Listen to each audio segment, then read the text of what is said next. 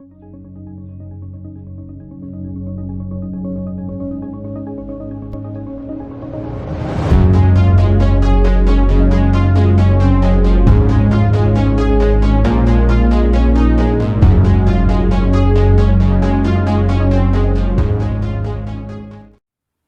दर्शकों, स्वागत है फिर से आपका मेरे चैनल द ट्रेडिंग मिस्टिक में। अगर आप इस चैनल के बारे में और जानना चाहते हैं तो मेरा इंट्रोडक्शन वाला वीडियो ज़रूर देखिएगा। इस वीडियो में मैं आपको 2 टेक्निकल एनालिसिस पर आधारित ट्रेडिंग स्ट्रैटेजीज बताऊंगा। एक लागू होगा भारत के NSE में ट्रेड होने वाले स्टॉक पर और दूसरा लागू होगा US के नैस्डैक में ट्रेड होने वाले स्टॉक पर। आपको मैं स्ट्रैटेजी डिटेल्स के अलावा बैक टेस्ट रिजल्ट्स और चार्ट के बेसिस पर कैसे ट्रेड लिया जाता है ये भी बताऊंगा। तो चलिए देखते हैं हमारा सबसे पहला स्ट्रैटेजी जो हम टेस्ट करेंगे बजाज फाइनेंस स्टॉक पर। ये ट्रेड होता है NSE में और ये स्ट्रैटेजी पोजिशनल बाई स्ट्रैटेजी है, जिसका मतलब ये है कि हम पहले खरीदेंगे और उसके बाद कुछ दिनों बाद बेचेंगे। यहाँ पर 2 टेक्निकल इंडिकेटर्स का इस्तेमाल किया जाएगा। सबसे पहले एक्सपोनेंशियल मूविंग एवरेज जिसे कहते हैं EMA, और हम 2 EMAs चुनेंगे। सबसे पहला 4 पीरियड और दूसरा 6 पीरियड। इसके अलावा हम यूज करेंगे मूविंग एवरेज कन्वर्जेंस डाइवर्जेंस जिसे कहते हैं MACD। आप जब भी MACD लोड करेंगे किसी भी चार्ट पर, इसका डिफॉल्ट सेटिंग होता है 12, 26, 9। तो हम यही डिफॉल्ट सेटिंग यहां पर भी यूज करेंगे। अब देखते हैं ये स्ट्रैटेजी कैसे काम करता है। यहां पर 2 कंडीशंस या रूल्स है। सबसे पहला कंडीशन ये है कि हमें EMA क्रॉसओवर के लिए वेट करना है। इसका मतलब EMA 4 पीरियड जो है वो EMA 6 को क्रॉस करके ऊपर जाए तो हमारा कंडीशन 1 पूरा होगा। कंडीशन 2 जो है, यहां पे हमें यह देखना है कि MACD लाइन जो कि ब्लू लाइन होता है MACD इंडिकेटर में, इसकी वैल्यू 0 से अधिक हो। तो जब ये 2 कंडीशंस पूरे हो जाए तो हम स्टॉक को बाय करेंगे।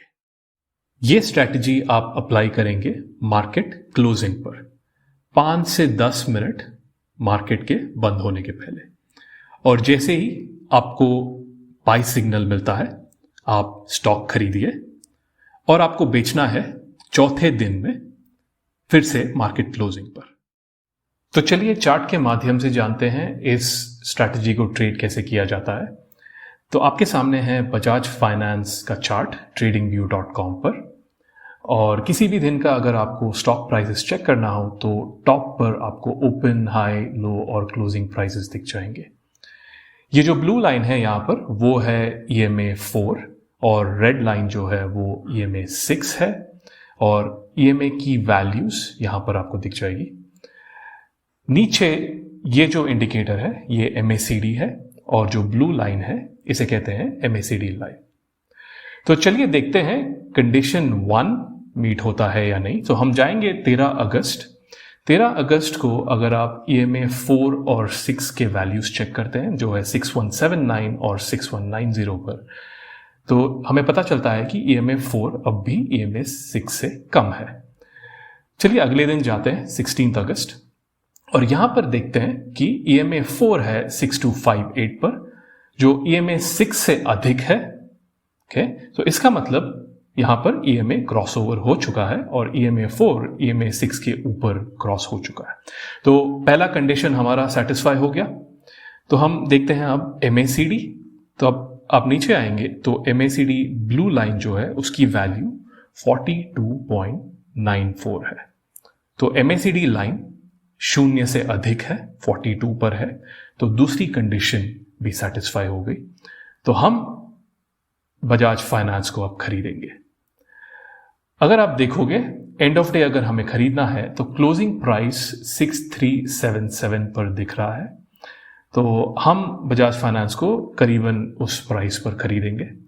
तो ये हो गया हमारा पहला दिन।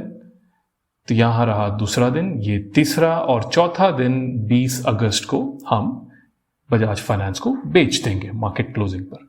तो 20 अगस्त को अगर आप टॉप पर देखोगे क्लोजिंग प्राइस है 6661। तो हमने खरीदा 6377 के आसपास और हमने बेचा 6661 के आसपास। तो हमारा प्रॉफिट हुआ 4 से 5% के बीच में।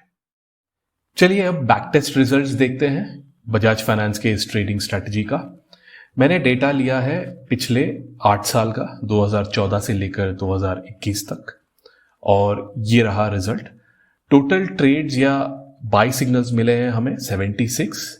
हमारा विन रेट या हिट रेशियो जिसे कहते हैं वो रहा 68% के करीब। एक ट्रेड में हमारा मैक्सिमम लॉस हुआ है 5% का। मैक्सिमम प्रॉफिट एक ट्रेड में हुआ है 13%। और इस स्ट्रैटेजी ने हमें क्यूमुलेटिव रिटर्न दिया है 186% का। कुछ ही देर में मैं आपको यह भी बताऊंगा मैंने क्यूमुलेटिव रिटर्न कैसे कैलकुलेट किया है। इस स्ट्रैटेजी में आप कुछ अलग कॉम्बिनेशंस भी ट्राई कर सकते हैं। जो हमारा पहला कंडीशन है वहां पर हम ईएमए 3 और 5 पीरियड भी यूज कर सकते हैं। इसके हिसाब से हमारा क्यूमुलेटिव रिटर्न बढ़कर 266% चला जाता है, लेकिन जो विन रेट या हिट रेशियो है वो कम होकर 62% आ जाता है और हमारा टोटल ट्रेड्स 8 साल में रहा है 100। ये रहा और एक कॉम्बिनेशन जहां पर कंडीशन 1 में हम ईएमए 5 और 9 का इस्तेमाल करेंगे। इसकी जब मैंने बैक टेस्टिंग की तो क्यूमुलेटिव रिटर्न मिला 146%, हिट रेशियो रहा 71% पर, टोटल ट्रेड्स 48 पर था। अब मैं आपको यह बताता हूं कि क्यूमुलेटिव रिटर्न मैंने कैसे कैलकुलेट किया। तो चलिए शुरुआत करते हैं इस ट्रेडिंग स्ट्रैटेजी का $100 के साथ। तो $100 हमारा बैलेंस हुआ। जैसे ही हमें बाई सिग्नल मिलता है हम खरीदेंगे।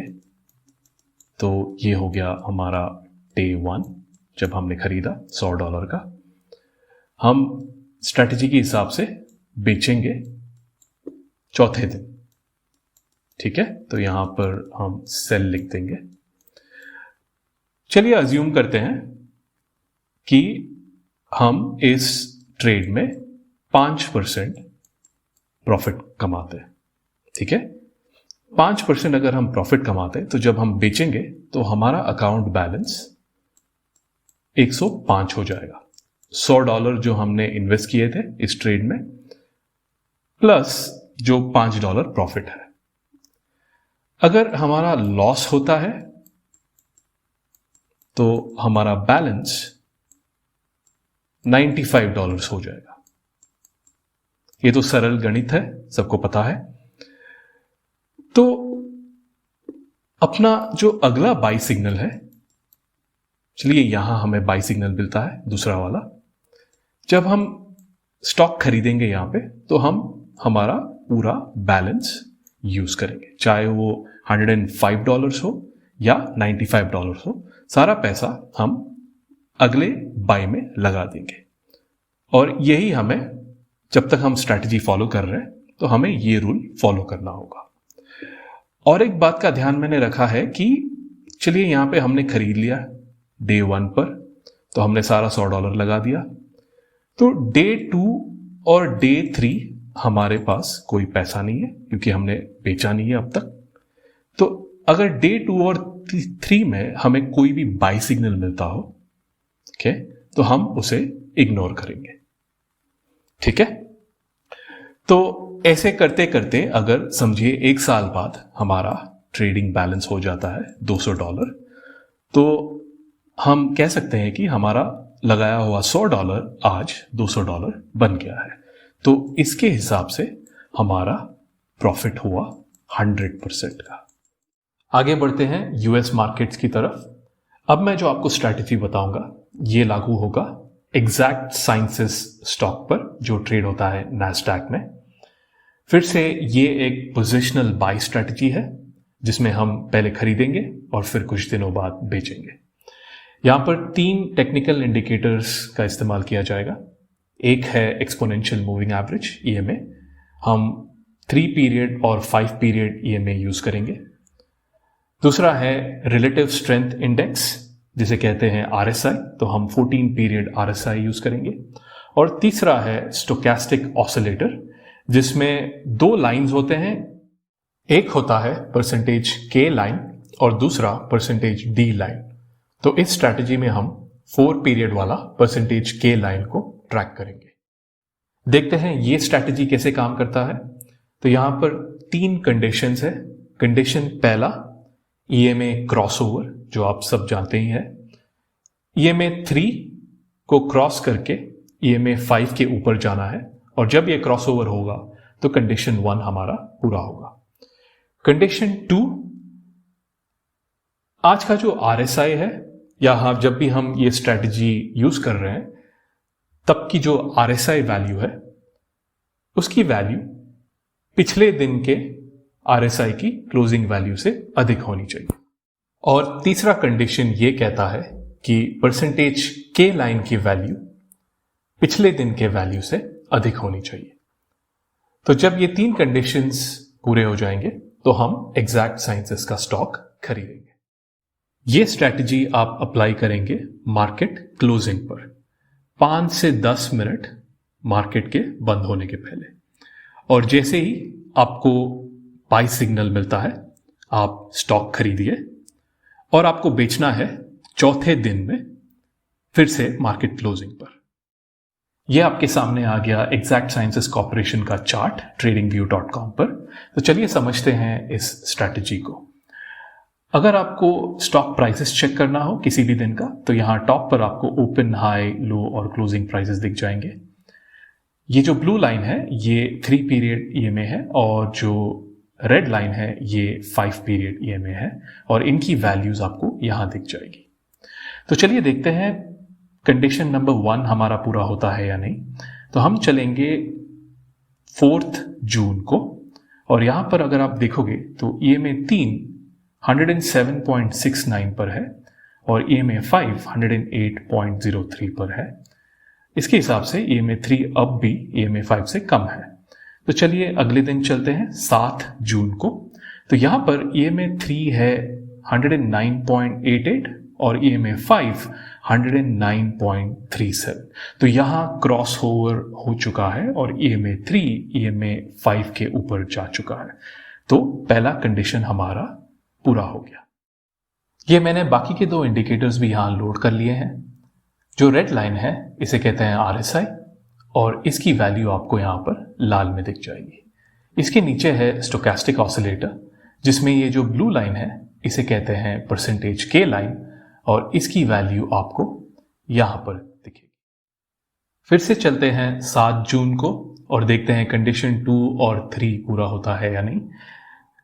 RSI की वैल्यू 7 जून को है 52.54 पर क्लोजिंग पे, और जैसे मैंने कहा कि इस स्ट्रैटेजी की कंडीशंस आपको मार्केट क्लोजिंग के 5 से 10 मिनट पहले चेक करना है। तो इस चार्ट के हिसाब से RSI का वैल्यू मार्केट क्लोजिंग के पहले 52 या 50 के आसपास ही रहा होगा। तो हम इसे कंपेयर करेंगे पिछले दिन के वैल्यू से। तो 4 जून को RSI की वैल्यू रही 44.03। तो 7 जून की वैल्यू 4 जून की वैल्यू से ज्यादा है, तो कंडीशन 2 भी हमारा पूरा हुआ। चलिए देखते हैं कंडीशन 3।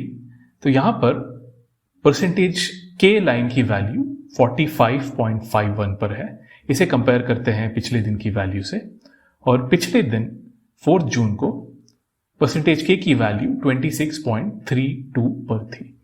तो फिर से 7 की वैल्यू 4 जून की वैल्यू से ज्यादा है, तो कंडीशन 3 भी हमारा पूरा हुआ।